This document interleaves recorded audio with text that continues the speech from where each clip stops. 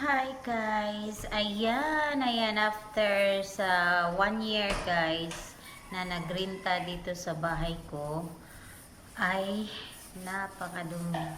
So, naglilinis na ako guys. Umuwi ako sa Pinas at nilinisan ko yung bahay ko kasi grabe ang dumi. Yung CR, nag-yellowish na lahat ng mga niya, wall. Grabe yung dumi guys. Kaya yun, tsaga na lang guys, kahit pagod galing sa ibang bansa, pag-uwi ganun din, kuskus. Bye!